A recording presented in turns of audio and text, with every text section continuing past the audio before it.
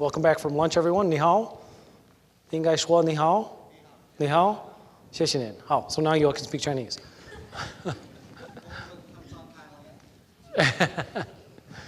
So what I'm going to do next, as Dr. Child mentioned, is give you the first one was fundamental. This is a little bit more advanced.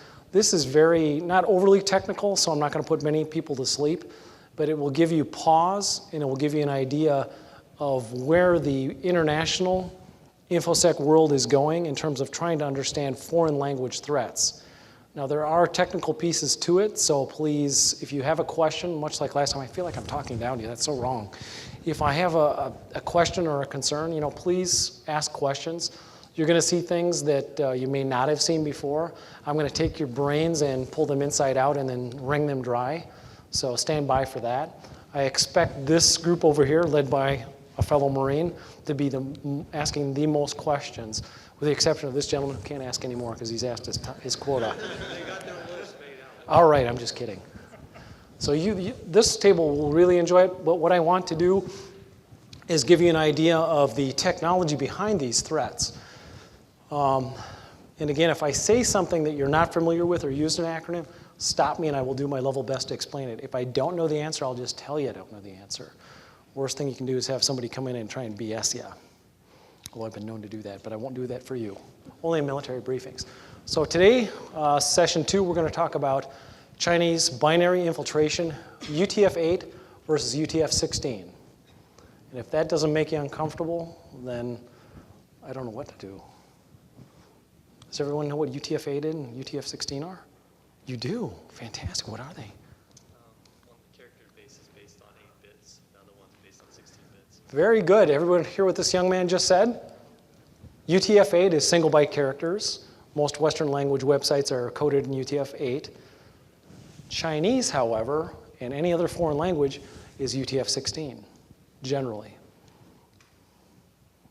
And we'll go through that. Thank you. That was an appropriate way to start. Again, you've seen the book. It's banned in China. Again, you've all been hacked. You all know that, right? Is anybody not going to disagree with that? You all agree? Oh, good. All right. She's nodding, so I know that we're okay. All right. So you agree with that. What's that? It was Russian, not Chinese. Probably shouldn't tell me that, but that's okay. Yes, that's all right. No. Binary revolution, you've been before. Here is our itinerary. We're going to look at current events. People's Republic of China, their view of us. You'll see a little bit of similarities, but there are no similar slides with the first session. This is totally different. So if you weren't here for the first one and you have questions, please ask those. I will not step beyond it quickly, so don't worry. We're going to talk about critical vulnerabilities and MD5 hashes in recent history. We're going to talk about the GCCS and UTF. See, I'm getting into acronym soup, and you're giving me a quizzical look. Yeah, what's GCCS? Stand by, I'll tell you. I'll let you know when you need to know. How's that sound?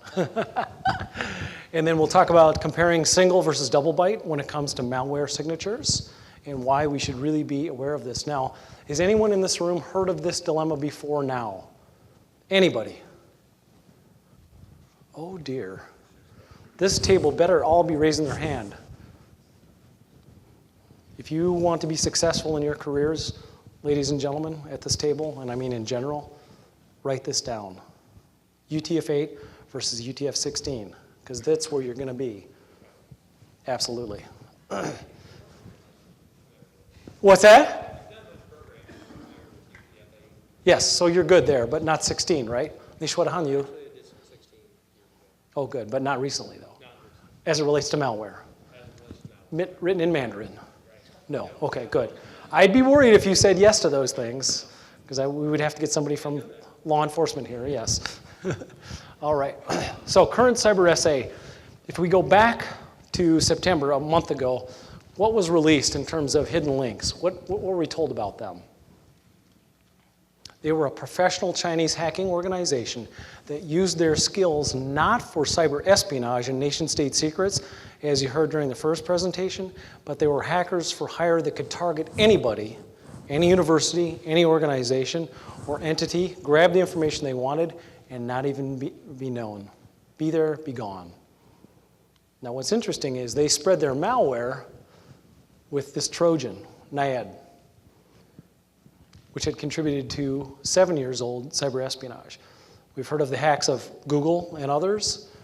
Same Trojan was used in these particular cases. So now when was Operation Aurora? Who's here from the oil industry? Nobody? When was Operation Aurora? 2008 is when it was discovered, right? When did it actually start? It was 2006. When was it reported to us in the popular press? 2011. They're using the same vulnerabilities in 2013. So are we learning anything? But you have the best Western information security technology. You should be good to go, right?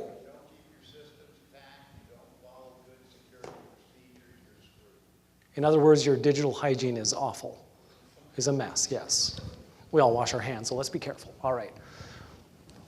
2008, 2009, it was linked to Operation Aurora. It's very important to understand that what is old is new again when it comes to vulnerable systems. In the case of hidden links, they were finance. I've got some financial guys here, government and educational institution. I think that covers just about everybody in the audience, doesn't it? With the exception of the nonprofits and the United Way over there. But they wouldn't want to steal anything from you, would they? What? Why would they do that? They're just giving you money. Oh, giving you money. Oh dear. I'd want to know that list, because guess what I would do with it? Well, find out where they bank and then violate those systems and just take the money, yes. Yeah, so you're drawing the conclusions, all good, or not. All right, so cyber attacks in China, yes, they have a CERT, CN CERT. They are actually pointing again to the US, consistent theme saying that the most prolific attacker out there as a nation state is the good old USA. And who saw the British SE magazine last week? What did it say that the US was? The top proponent, we are the top exporter of cyber attacks in the world. That's what we're known for. Imagine if we were able to sell those and quantify it, we'd solve the national debt, we would no longer have furloughed federal employees. You're supposed to laugh. Come on now, for goodness sakes. All right. China hosts crimeware. You've all seen FireEye's blog. It's another one of those great free resources out there. You've probably seen this. You can pick a country, you can pick a region, and you can find out how much malware they're serving up from a particular industry focus. In this case, it's crimeware, as you see up here. In this case, guess who the biggest target is? Megwa, land of the beautiful, America. But the Chinese will also tell you, from a cyber criminal perspective, that they have their own dilemmas inside China, meaning that they're trying to clean themselves up from a law enforcement perspective and realize that those same criminals that are violating all of you are taking to task some of their citizenry as well. Here's that same heat map. And you've seen that. In this particular case, we're going to talk about cyber criminals and criminal organizations and the way that they use malware to violate you. Very interesting. All right. Has anyone seen this particular sheet before? What are some of the dark guest tactics, techniques, and procedures? This table should be answering this. You can read the slide. Spear phishing and water holing, right? Common things. What do? You bring a victim to a website that you design in order for them to download malware so you can go back and violate their systems. It's rather easy, isn't it? Do any of you know how to do that? Not that you're going to admit. It's rather easy. You can Google it and find out. The Chinese know this is easy, and if by the look of everyone in this room, they also know that we don't know that that's generally their method of approach for attacking us. But this just gives you a list of some of those that are up there. Well, that's concerning. DOE, what's DOE stand for again? Department of Equivalency or something like? No, Department of Energy. Now, don't they have super secret classified networks? How could they be violated? Anyone? Bueller? What? But they have the best and brightest technologists in our government protecting the Department of Energy. To this gentleman's question over here earlier, the grid. What? Where's it made? Why don't you tell me? China. Oh, really? Oh, goodness. Think that's a problem? We don't want to be in a witch hunt, though, please. But good point. Okay, I've given you the four groups before. Today, on this one, I'm going to talk about the dark S in particular. Yes, sir. Sorry. One quick thing, the slide before, we had drive-by attacks. Yes. What are those? A drive-by attack? Good question. That's where, essentially, what's that? I was mumbling SSH brute force. Yes, where they're taking the vulnerabilities of a software program and they're exploiting them. SQL injection would be another one. They're taking, Hitting a whole network looking for one vulnerable machine. yeah, they're just looking for targets of opportunity, finding out where those vulnerabilities are, driving a wedge in them, exploit. Standard military tactics if you're fighting an insurgency or going after an adversary, find their weak spot, hit it hard, destroy it, and capture. Common theme, yes, thank you, that was good. Appreciate that. Good question. So we'll talk about the dark S in detail. Now, sir, the GCCS. This is where you will get the fast and hard lesson on Mandarin Chinese.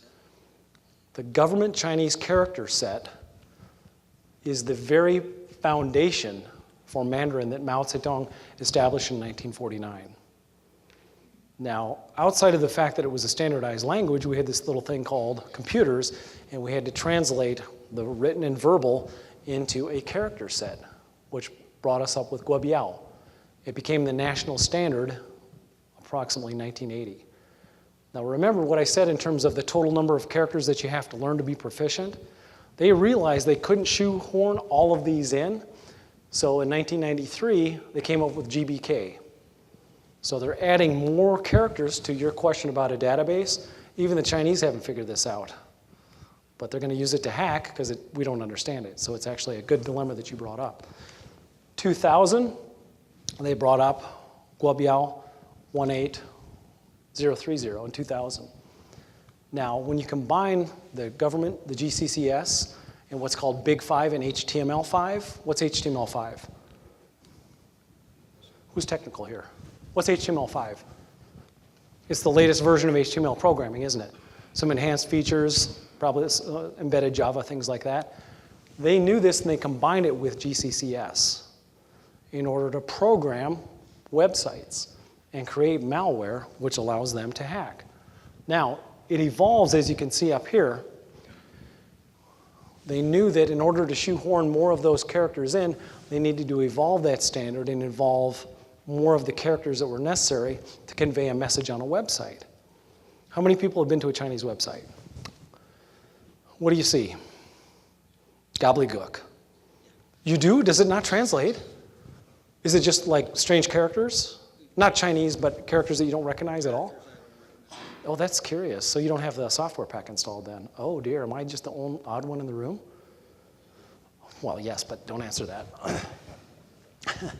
So the national standard was mandated, again, by the Chinese government in order to translate what was spoken and written, much in the same evolution that we have in the United States, only in China. So this is a little bit of a history technologically in terms of how they were taking those Chinese characters. And if you don't have the software patch, as that gentleman does not, then all you would see is strange asterisks and some sort of strange Unicode. Does everybody have the patch? You guys, I know, will say yes. Anybody else? Has anybody been to had the same experience this gentleman did? Where you go to a website and it just looks like nothing? No? We all stay pretty benign here in the US.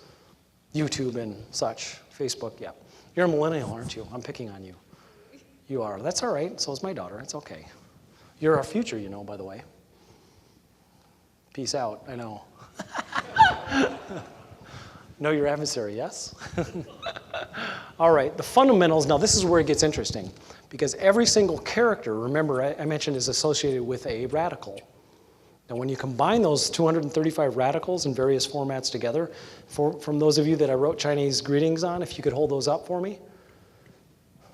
I know one gentleman's already left. Do you have that greeting to your daughter?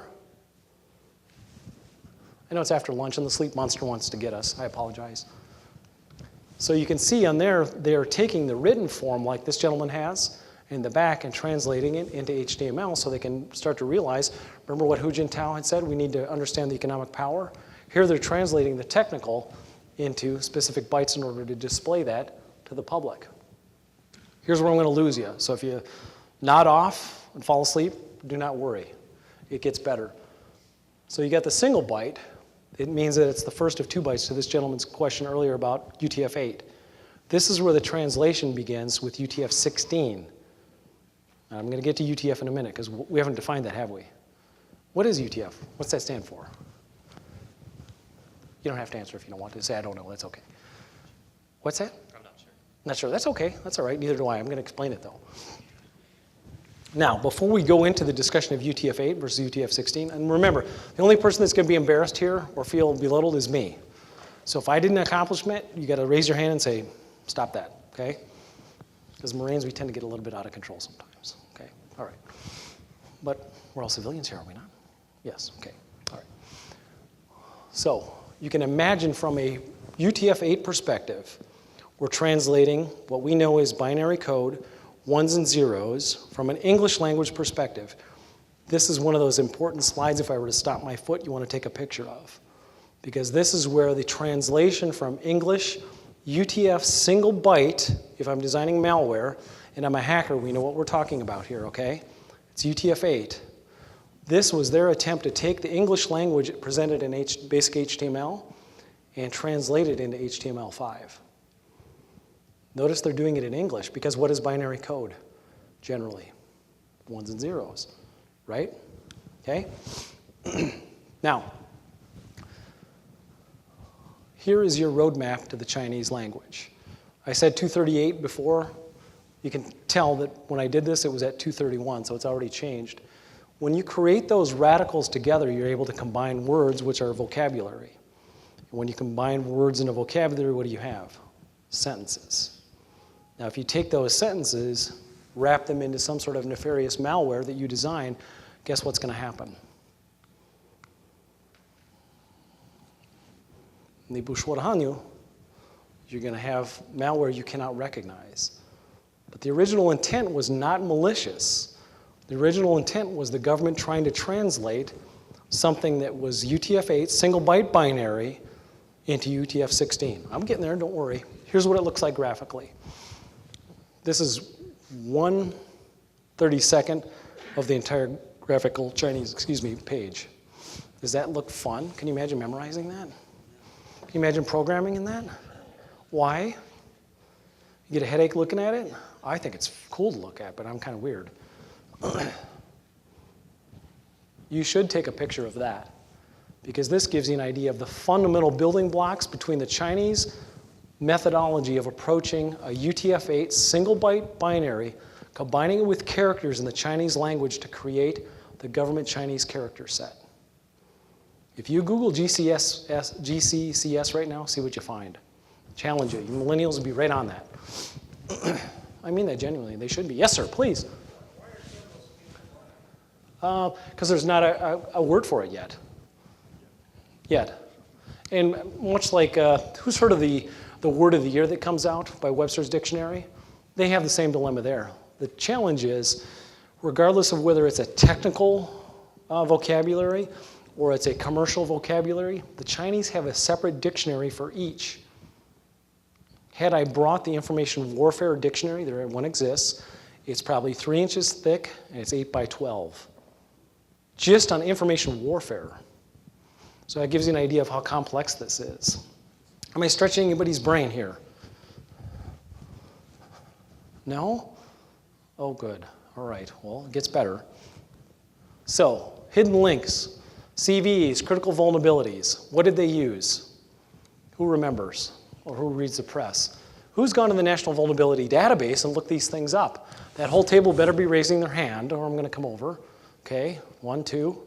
Now you will go there and you can use VirusTotal, of course, as well, right? But this is a great place to at least start to see if the national critical infrastructure is recognizing a vulnerability. You're nodding your head. Am I hitting a tone or? What were you talking about? This is interesting. What did they say? We were looking at our internet browsers and what kind of vulnerabilities are present in the versions we have on the school computers. So what he said is, in their class, you were looking at the NIST CVE, Critical Vulnerability Database, as it applies to browsers, right? Stuff that a company would legitimately send you as assigned software. And it's all trustworthy, isn't it? I can tell by your laugh that it's not, but that's good. So, The point of this is that critical vulnerability right there was known since September 2012. Now, when did hidden links hit us? What did I say a few slides ago? Last month, 2013. A year later, they're using a known vulnerability with GCCS to hack a government system. Oh, crap. Who asked that National Grid question earlier? Where were they? Am I making sense now? You don't want to say yes, do you?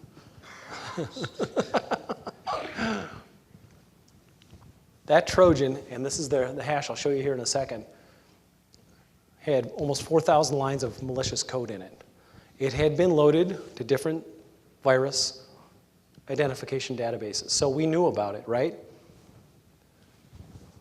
Why were the professional Chinese hackers able to use a known vulnerability and still be successful? Why is that? Please, yes, sir, enlighten me. We don't patch. What else? Hasn't been fixed. Same sort of the same thing, absolutely. Because we believe also that once we know about the vulnerability, there's no need to go back and revisit because we know about it. Sort of a sick logic, isn't it? Absolutely. There was a hand up over here, sorry. Yes. Oh, one in the back too. Let me get him first and I'll come back to you. Yes, sir.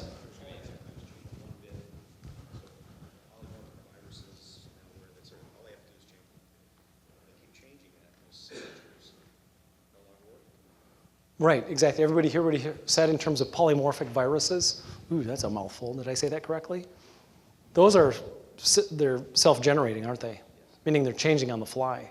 Exactly. Yes, exactly. So, but most of the antivirus companies are not going to find those. Why? It takes a certain amount of time to be able to recognize them in the wild. It takes a certain amount of time to be able to generate the signatures, push them out. By the time that happens, a lot of these things have already changed 2, 3, 10 times in a day. Which gets us to the point here where we knew about the hash associated with the signature, electronic signature, but guess what? It had already changed or morphed into another. All they had to do was probably add one line of code to change it, didn't they? And the signature companies, as you'll see in a second, of course, here it was affecting not only Oracle, but also Java, as a 0-day, to your point about polymorphic viruses. So it's changing on the fly and affecting all different types of what would be authentic software. Meaning it has been signed by the manufacturer and it's good to go, right? We all know that that's excellent. We always hit accept on the Java updates, right? No, we do not. I'm being facetious yet serious. Everybody knows that, right? Let me stop for a second. Take a poll. How many of you run your machines in the administrative mode? Oh dear, stop that. You do realize when you're doing that, you're giving full control to the adversary? You know that? Just a little bit of personal information security anecdote. Create a user and run in the, not in the privileged mode, please. You'll know what the administrative password is because you set up the computer, hopefully. But you want to make sure that you run in not the administrative mode. Everybody clear on that? It's uncomfortable to do, but it's necessary. And on top of that, who uses a virtual machine? None. You should. You look like you do. Come on. I'm going to generalize here. You do. What do you use? VMware. Or you could use Parallels, right? I don't know. Zen do that anymore? I don't know that they do. That's good. You should talk to this young lady. What's that? They're still around, yeah. Not patched, probably. All right.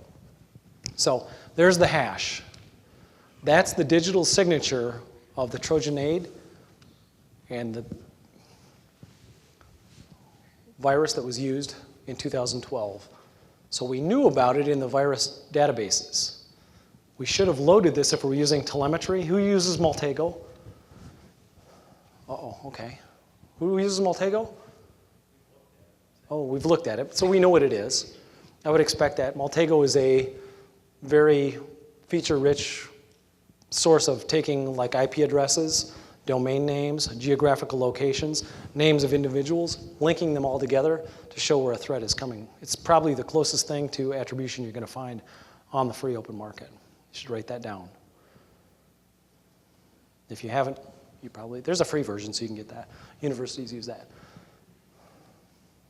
Okay, this leads us back a year to the WOHO, Waterhole Campaign where they use spear phishing, and look at who the original country that was used to do it, China. In some of their hacking forums, of which I participate, and I've admitted that to the FBI, you could download this particular hash or this vulnerability and violate systems at will. It was in Mandarin Chinese, though, not in English. Why would it be? Well, say again? Well, yeah, I mean, it's of their design, so yeah. You could change characters and make something different. Who remembers the ghost rat a year ago associated with this? What's interesting is, in this particular case, it was linked to almost 7 or 8 years ago with Aurora and the other campaign up there, GhostNet. So we're talking about a vulnerability that had violated industry, oil and gas, financial, and governments of over a decade ago, and yet it's still being used by professional hackers in China. Holy crap. I want to get out of Kleenex and cry. Are we not learning anything? Huh? I haven't even got to the good stuff yet. Stand by. All right. So what is old is effective? Who's heard of a McAfee? Everyone in the room should raise their hand. Fantastic company, makes some great products. As we know, they're getting out of the antivirus and going into cyber threat intelligence, right? Everybody's running to that. They discovered it. If you can see it, Symantec had discovered it back in 2012. In this case, McAfee had not identified this vulnerability until a year ago. Same hash, same malware. Oh boy. What does that tell you? Huh? What? Well, that's obvious, isn't it? Yeah. What that tells you is there is no perfect amount of security in any product that we might consider. Does that mean you go out and buy all of them? How many run multiple antiviruses on their machines? There better not be anybody that raises their hand, except if you're a researcher. Good. What's that? Not through background scanners because they fight. Yeah. You're in a different category. Yes, sir. With all due respect. I've heard other people say you should have 2 different antiviruses. What? I've heard other people say the same thing. You should not. Right. Yes. Why? I mean, is Well, one offsetting another? Or? You might not have heard what that gentleman said in the back, but they're running contrary engines. So what they're doing is they're reducing or they're increasing the amount of overhead on your machine, and they're going to be in a constant state of argument in terms of what is correct and what is not. It's like if you had, in the winter, say it was 10 below, and you put 10 weight 40 or 20 weight 50 in your engine, what's your engine going to do? It's going to crap itself. Same thing is true with a computer. It's going to do the same. It can't resolve the friction, is basically what's happening there. Who changes their oil still, by the way? Oh, good. So do I. All right. Sort of an aside. Okay. Modor and Naid. These, as I mentioned, these pieces of malware were being distributed on Chinese hacking websites and forums for over a decade. But because we as a information security world don't speak Chinese, they were able to do this in the clear using the government Chinese character set, and nobody was able to discover that. The fact that I'm standing here in Findlay, Ohio, telling you this is daunting, because usually I do not speak in the US. I do not, unless it's law enforcement. So now you have a little bit of the glimpse into the dark world. I've given you too many glimpses, though, haven't I?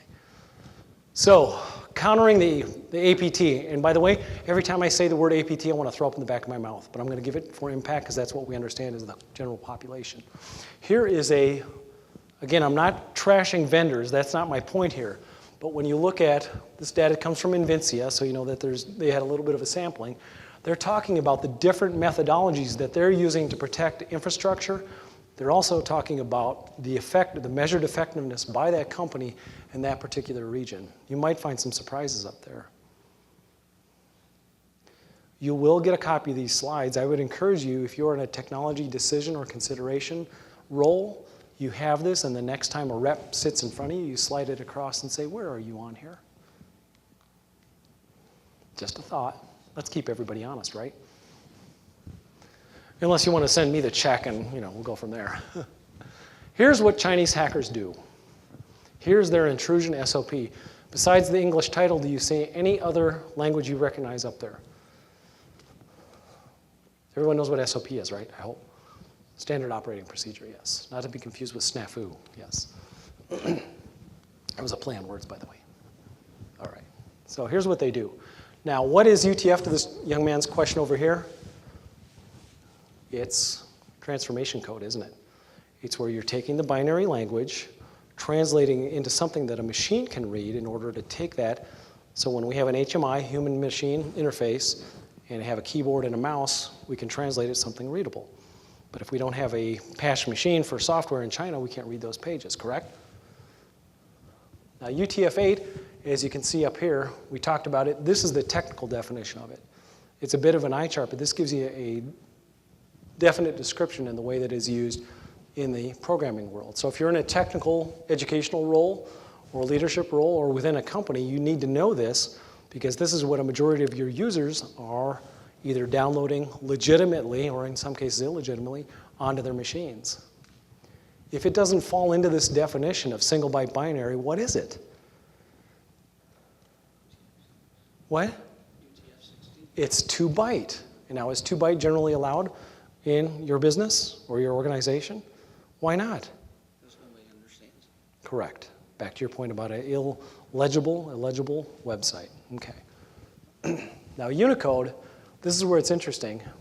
And ASCII, taking a little bit down, it's designed for that backward compatibility so we can take the machine language into a language that we can understand and present in software, right? Thus, HTML programming. Who programs in HTML? It's pretty easy, isn't it? I mean, if you understand the coding. Yeah. Or you could just go to the code of website and copy it and learn from that. So it's interesting. This is what UTF does when it looks at the ASCII characters behind that. Now, UTF-16 is where it gets really confusing because this has no application to English language. Because why? It's all single byte binary. English is all single byte binary. Even a compound complex word with several consonants is single byte. When you look, remember I gave you the definition and description of Chinese language and all those characters? They're combining characters with radicals in order to create a word. When they combine those words, you get a 2 byte binary character set. And if you program in that language, what happens to an antivirus? It's going to skip over it, isn't it? Isn't it? It's not a known signature. Why would it? Remember the critical vulnerability? You all should all be nodding and kind of going, oh shit, yes. Excuse my French, by the way. That wasn't French, that was Norwegian. All right. Good. There is some people that are awake. Sorry. I know this is long and drawn out and technical, but I'm doing it for a purpose. Because you need to understand that it is more than just the headlines that you read about. This is the nuts and bolts. Then once you've had this, and then at least you'll have the awareness of it when it comes to safeguarding, or if you're in a policy decision making, or an infrastructure management leadership role, you can start to understand this. What's interesting about UTF-16 is it has no necessary applicability to the English language. None. It was not designed for that. What's the next binary order beyond 16? 32. What is that used for? Bupkis. Nothing. It was just designed because we needed some way to figure out what was the next order. Moore's law doesn't apply here. It does apply to UTF-16 in Chinese, though. What does Moore's law say? Oh, goodness. What? Doubles speed. Doubles the speed? Well, yes, from a commercial perspective, yeah. Yeah, Jeffrey Moore, yeah. So here's where we get into CJK. Who's heard of CJK and Big 5 HTML? Here it is. What is CJKV, as you see it up here? It's Chinese, Japanese, and Korean. It used to be V for Vietnamese, but because the Vietnamese largely adapted Chinese characters for the websites, they dropped it from the HTML5 coding. Strange story, I know. Now, if you go to these, we'll go to these 2 websites in a second. Who's been to the People's Daily website in here? None? I have it as one of those sites that loads every day, but that's just because I'm a weirdo. So, there's what it looks like. Is that what you saw, sir? Did it look like that, the gobbledygook, or was it different? It was pretty similar to that. Okay, so it was Chinese characters then. So you had a correctly patched machine. Okay. Yes, that's good. Oh, okay. Yes. Are you an administrator? Okay, all right, good. So that's what you would see if you went to the Chinese language website. And their whole world looks this way. If I take you to the English version of the same website, notice right here it says English, big 5 in English. We're going to go there right now. It looks like that. Notice the howitzer staring you in the face? Totally different. The stories are dissimilar. They have no bearing on what was on the previous page at all. They are presenting you with information that they want you to read. Is that big government? It's Chinese government. The Ting Budong, so it doesn't really matter. The point is they're presenting a story and a series of stories that are important to you as a foreign visitor. There's nothing negative, that's just the way it is. Now, here are some examples of Chinese screenshots for malware creation. Do you see any English up there besides my title? No? None? Why? What? Do you not see any?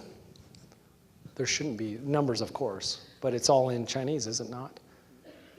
So when you think of a Chinese hacker from this point forward, remember these screens.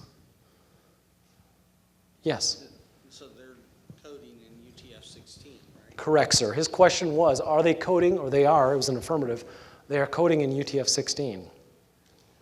Now, I've had this discussion with the likes of RSA and Symantec, and it always gets back to the same point. Does your software recognize foreign language malware, yes or no? No. Uh-oh. That's not an indictment, it's just a statement of fact. Please. Because it's UTF-16, aren't their hashes going to be much longer than Yes. UTF-8? Absolutely. Couldn't they just set everything over a certain hash limit to be rejected? Yeah, but if you embed the hash and shorten it. Oh, certainly, yes, sorry. Oh, goodness. Well, that's not working? His question, okay, thank you, Dr. Childs. His question was, if they're coding in UTF-16 and the hashes have a particular length, generally it's exponentially going to be longer. So if we're looking at a machine, and this goes back to the gentleman's question over there, in terms of recognition and threat awareness, we should be able to double that. No, that is not the case. Much like a URL shortener, they have that I can't pronounce the word, concatenation, thank you. I'm having one of those senior moments. So, here's where we have a PowerPoint 0-day playing on words of love. And to the average person, that's going to seem pretty benign and friendly. So we'll download that because it looks good, right? This came back to July of 2006. Not to date myself, but where were some of you folks in 2006? High school? Okay. High school, okay, all right. The only reason I ask is I had Marines that were born the same year that I graduated from high school, so I know I'm getting old, yes. But you're our future. All right. Remember I mentioned Unix forbidden in China? And here's that question that you had mentioned of Keylin. There it is. That's what the logo looks like. That is one of the early releases. If you go to my website, as I mentioned before, and search on Keylin, you'll find the actual domestic download within China that you can download and put and play with. I would encourage you, if you're in a research capability, to do that. And in 2006, this is interesting because it was not necessarily developed in 2009, but it goes back further than that, as you see here. This goes back to the point where the US said, China, you're a threat, perceived or not, we're not going to allow you to import Unix as an OS. Was that a wise decision? Yes, no, maybe? Why not? Wasn't they develop something that we don't understand? Bingo. He said it was not a wise idea. I'm paraphrasing, by the way. I'm going to put words in your mouth. It was not a wise idea to allow them to develop an operating system that we cannot read. And why would that be if they're encoding into UTF-16? Exactly. We have no idea what they're doing when it comes to operating system patching or vulnerabilities associated with that. All right. And of course, they actually promote it. It says Ubuntu.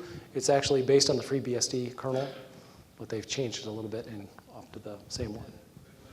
Yes?